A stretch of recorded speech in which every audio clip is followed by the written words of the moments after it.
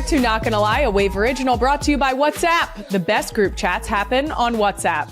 Speaking of, I have a very special surprise I'm going to reveal a little later in the episode that real ones and fans of Caleb Heron. What? Who said that? Are going to be pumped about. Seriously, who said that? I believe that's what they call a tease. I'm your host, Kylie Kelce. I once had a sandwich named after me at Wawa. That shouldn't have happened, but also I love that it did. My husband and his brother played against each other in a Super Bowl one time. And the latest place Kylie has no business being, that's right, the U.S. Olympic curling team trials in Sioux Falls, South Dakota. I'm not kidding. We went there. It was awesome. Some of the real ones might have seen some photos going around of Jason and me at the curling trials. As you can see from this photo, we did have...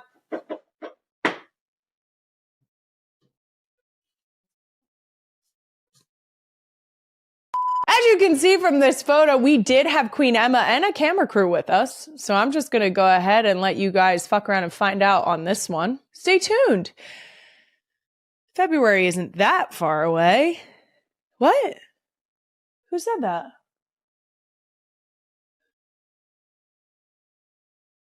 Weird. I will say, as you can see from this photo, we are actually standing on a sheet of ice. And I'm not going to tell you, I'm not going to be, spoiler alert. We're going to find out together whether or not I ate shit. I'll give you a hint.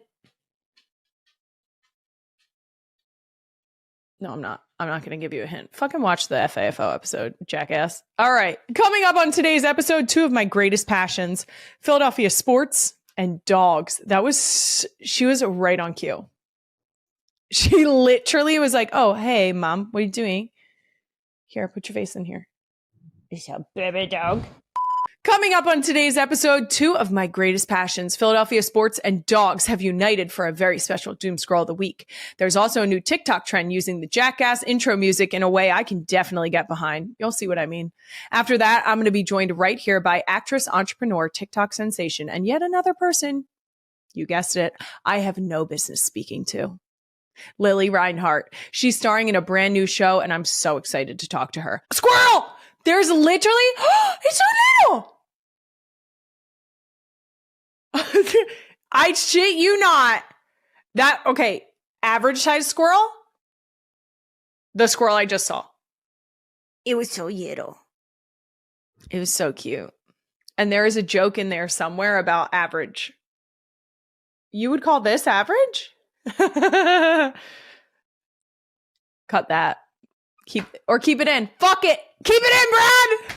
I'll give you an extra 5 minutes if you keep that in. But first, let's get into some NGL announcements. Starting with this one, next week on Tuesday, not Thursday. It goes against every fiber of my being, but I'm putting out another. Why'd you make it yell? Queen Emma wants me to do it the way she wrote it. So I'm going to do it the way she wrote it. And then I'm going to do it the way I want to read it. And we'll see which one's better. Next week on Tuesday, not Thursday, in honor of Thanksgiving, it goes against every fiber of my being, but I'm putting out another solo episode!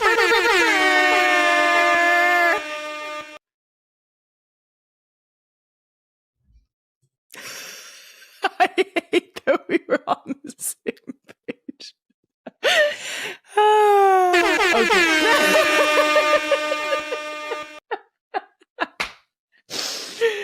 Okay. The way I would prefer to read that sentence is next week on Tuesday, not Thursday, Tuesday. In honor of Thanksgiving, it goes against every fiber of my being, but I'm putting out another solo episode. That's right. Don't you fucking dare.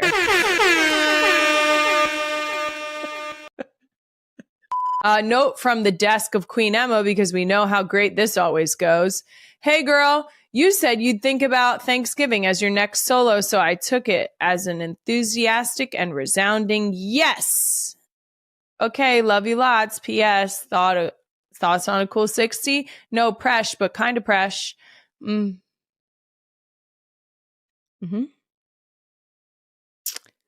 Cool. Got it. There's going to start to be like a bartering system that happens here. And I'm just going to let you guys know it's going to involve Queen Emma being on camera a lot more than she would like. So, fuck you, Queen Emma. So once again, next week's solo Thanksgiving episode will come out on Tuesday, November 25th. Now, that's because Thanksgiving is on Thursday.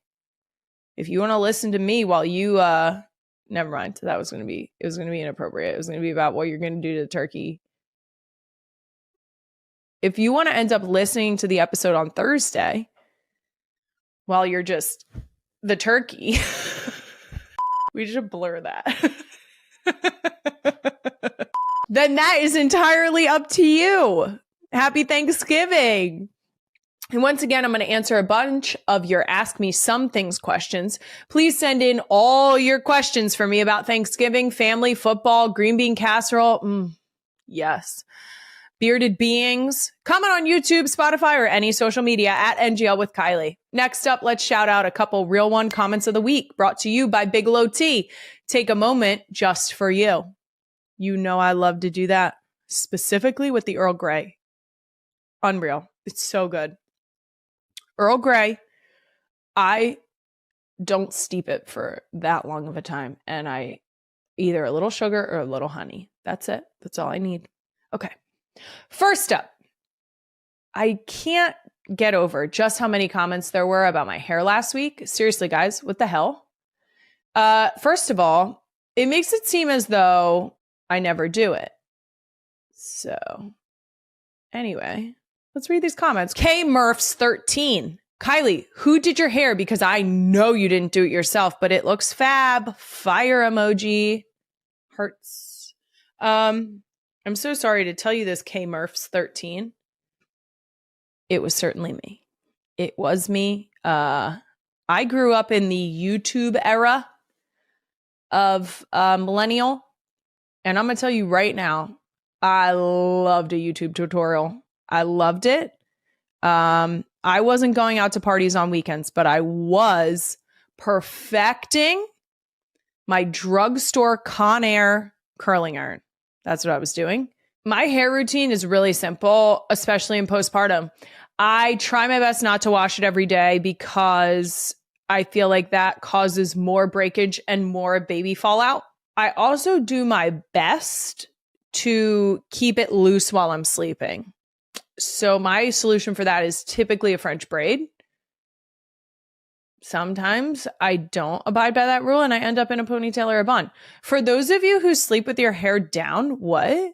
Do people actually do that? Do people do that? Can we confirm? Do people sleep with their hair down? We just did a quick poll of the NGL team, and it turns out that amongst the queens here, I am in the minority, like drastically in the minority, and that most people sleep with their hair down. We should do a social poll on that, please, because now I'm invested. And our next Real One comment is from @Andrea Reza, who commented on a photo of a candle labeled "Smells like Jason Kelce." She tweeted, "I feel like I need Kylie's permission to smell it." You're fucking right, you do. I'm kidding. You can smell the candle. You can smell the candle. There's a lot of people who wanted to chit chat about the clip from last week's episode where I just reminded everyone that it's mine. When you see my husband, you should hear my voice like the Finding Nemo seagulls. Mine, mine, mine. I have no idea what a Jason candle would smell like. I know it smells married. I know that. So smell at your own risk. Wouldn't it be funny if it smelled like football pads and I know when I just said football pads that it got a visceral reaction from boy moms that have football pads in the back of their car. Just like an absolute gut wrenching no. It would be funny if it smelled like a garage beer football pads, and what else is a frequent? Oh, maybe like a leathery smell from his sandals. I mean, I think he smells nice, but that's not for you to know. That's for me to know, and for you to never find out.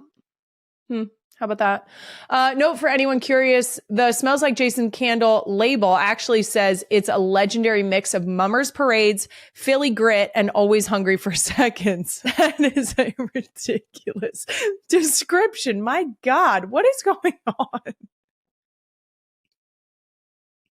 I don't think anyone wants to smell a Mummers Parade. So basically, same thing, a Mummers suit and and football pads in your trunk, I'm pretty sure smell the exact same. So just do with that what you will.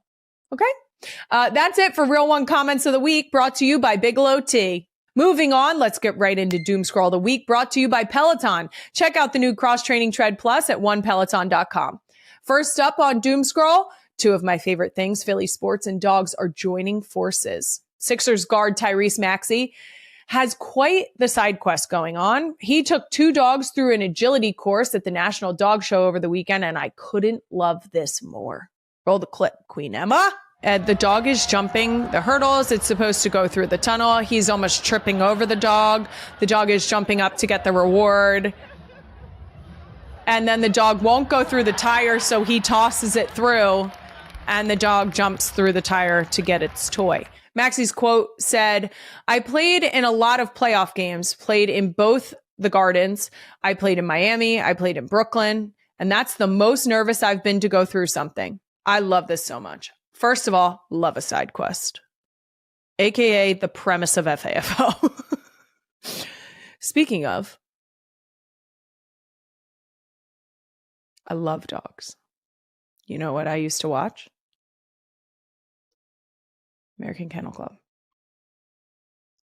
I do love the dog show. I love the dog show because I love hearing obscure facts, just tiny little facts about some very random breeds. And by random, that was not meant to be disrespectful. By random, I mean obscure breeds that you may not know of if you are not a frequent watcher of the of the dog show. But I love that dog show. I love it so much. And I love, for sport, guessing what type of dogs people have when they show me a picture. It excites my soul. Just last week, I'm really torn up about this. Just last week, someone showed me a picture of their dog. Her name was Crumpet, R.I.P. Crumpet. She's no longer with us, but apparently she was the most incredible dog. So shout out to her. Alex, her owner, showed me a picture. And for a second, the picture she showed me, I panicked and I was like, I think that this might be a pug cross. And if I don't say that it's a pug and this person identifies their dog as a pug, they might get offended. So I very quickly was like, oh, is she a pug? And the minute it came out of my mouth, I saw another picture and I was like, you dumb ass motherfucker. That's a Brussels. It's a Brussels Griffon. And you are a dumbass because you said a pug. I love this hobby for Maxie. I think that sometimes you got to get outside of your box. I think that you need to expand your horizons. I don't think that your entire life can be consumed by your art or the thing that you are like elite at. But no, seriously, call us because I want to fucking FAFO all over that shit immediately. Thank you. And lastly, there's a new trend on TikTok where husbands are using the Jackass theme music to set up an absurd thing they're about to go tell their wives. Queen Emma, roll the clip, please. Hey, my name's Evan. My wife's pissed off right now, and I'm about to go tell her to calm down. Welcome to Jackass. It's so good. Hey. Okay. Here's the thing. I grew up in the Jackass. If you don't know this, if you don't hear this music and immediately feel it in your chest that someone is about to, I don't know, jump off of a building, go flying off of like a dirt bike, that someone isn't going to try and drop in on a skateboard into like spikes. you weren't I'm not talking to your generation. Okay. If you hear this music and you're immediately like, it's about to be some fucked up shit, just a montage of fuckery, this is the trend for us, people. Some parents are using it to describe the stuff that their kids had tantrums about too. And I wholeheartedly support that. I do believe that someone said that they were going to turn off Paw Patrol. And that was all they needed. They said like, hey, I'm so-and-so. I'm about to go turn off Paw Patrol while my 2-year-old's watching it. Welcome to Jackass. And I get that. If you have a child and you either want to turn off something that they're into, you want to take a toy that they're currently playing with, you need to transition really in any way, shape, or form. Get in the car, get out of the car, any of it. Welcome to Jackass. You know? It's not good. It's bad, but it's a great way to frame it in a positive way that we're all just in an episode of Jackass. Parents Edition. So, I love this trend. Maybe we'll try this trend. We'll try. I still have to ask my husband. I say that, but I still have to ask my husband if he ever wishes he were athletic. Should I call him right now? Hey, Kai. Hey, Everything all right? are you in a meeting right now? No, we're getting donuts. Donuts? Yeah. Are they good? I don't know. I'll tell you in a second. Oh, can I just ask you a really quick question? Of course. Do you ever wish you were more athletic? Oh, gosh. Not really. I feel like I'm pretty athletic. Okay, that's it. Why? I just was curious. I think about it sometimes. I'm like, I wonder if he wishes he was more athletic. Why? What happened? Nothing happened. I just wanted to ask you that question. I was curious. Are you on the podcast? Yes, right I now? am. Yeah, I don't know. I kind of feel. You feel maxed out on that? I feel like sometimes I'm so athletic. It's a burden to carry. And I wish that the expectation was lower. You know what I mean? Sure. That makes sense. That's fair. Okay. Well, I just thought Where is this coming from? There's a trend on TikTok. It really catches some people off guard, but I like that you were fairly unfazed. Okay. Tell me. Okay. But text me and tell me how the donuts were. Okay. I love you. Okay, I love you. You better play that back and find out if that man said he loved me. Okay, I love you.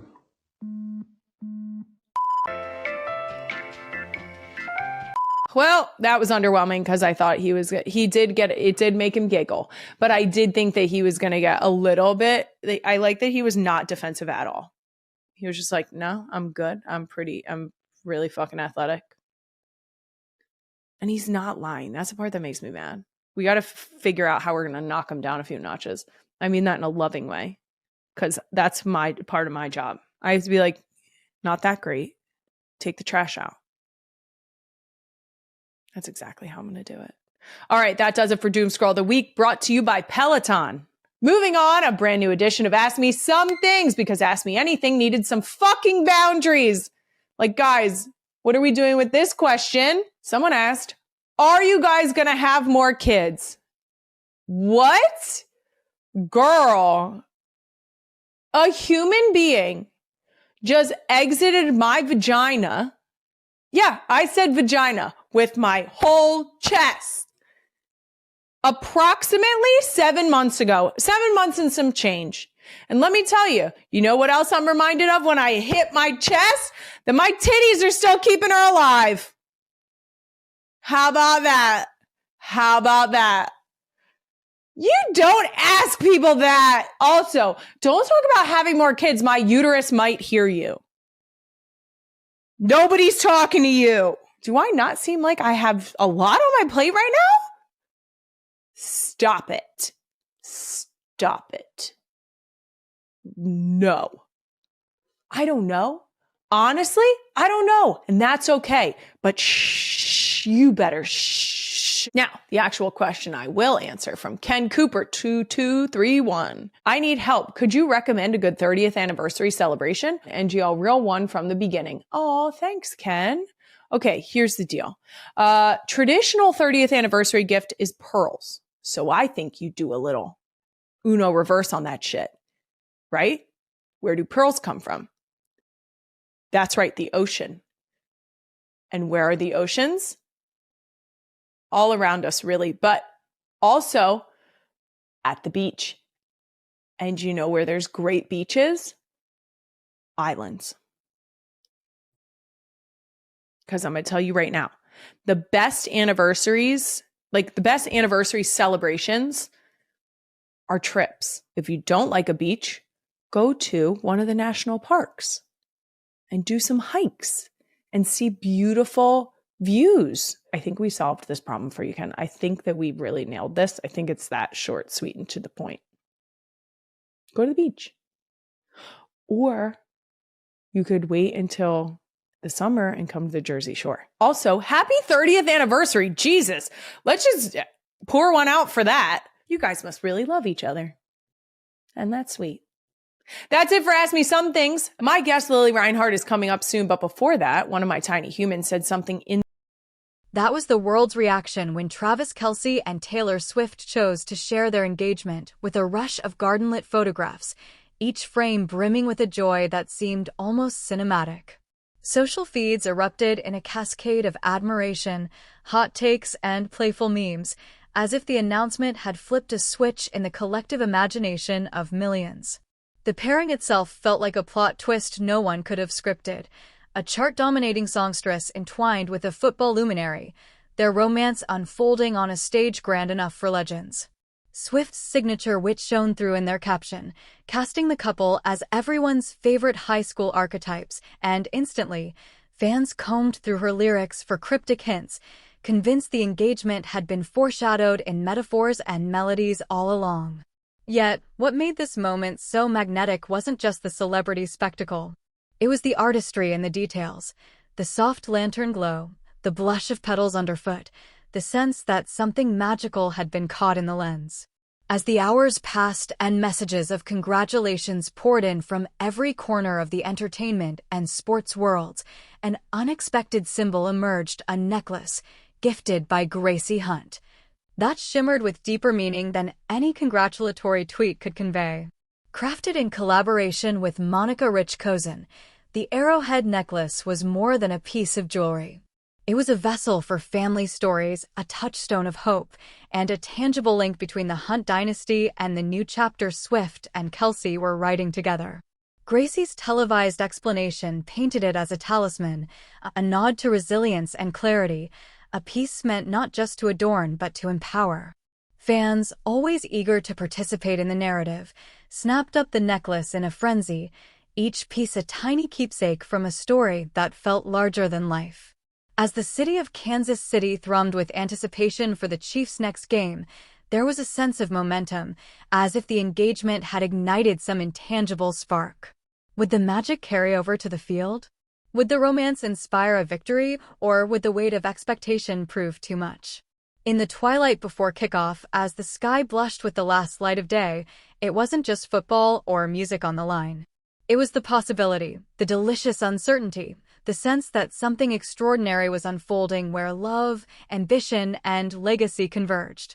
People watched not just for a win, but for another chapter in a story that had already defied expectation, eager to see what wonders might be waiting just beyond the next snap, the next song, or the next shimmering photograph. I know, I'm really excited too. I'm so excited. And I love that you're excited too. And you would absolutely love him. He's the most fun person. I'm sure at some point you guys will get to all hang out, but yes. He's a big, strong American football player.